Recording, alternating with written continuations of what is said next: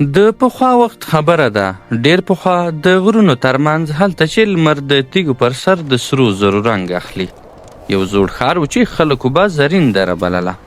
ویل کېدل دا ښار یوازې د خاورو او ډبرو نه بلکې د یوې سترې خزانې پر راز ولاړ و، داسې خزانه چې هر چا نشوه موندلی.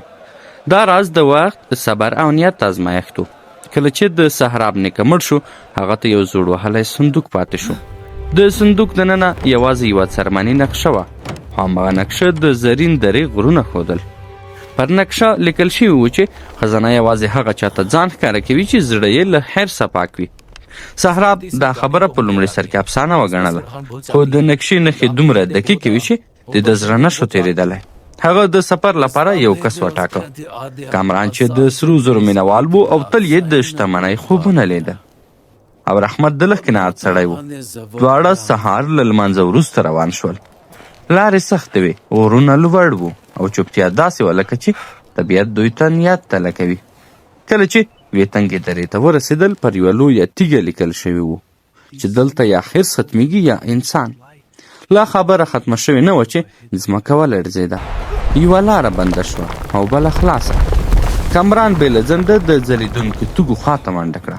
هغه لاره ونړېده او هغه د سرو زرو د ځلا سره یو ځای د تل لپاره ورک شو. صحراب ودرېد، زړه یې دروند شو. صحراب یوازې دومره وویل چې ځینې خزانې داسې قسمت غواړي چې انسان یې نشي ورکولی. دوی سفر ته دوام ورکړ تر هغه چې یوې ژورې غار ته ورسېدل.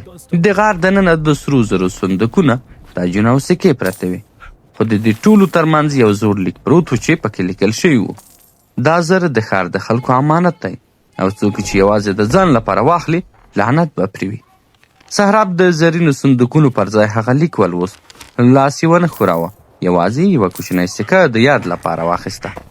کله چې دوی بیرته راوګرځېدل، لارې اسانه شوې، غرونه آرام شول لکه طبیعت چې خپله پرېکړه کړې وي. صحراب کلي ته ستون شو. هغه سکه یې وپلورله او پیسې د خلکو د خیر لپاره ولګولې.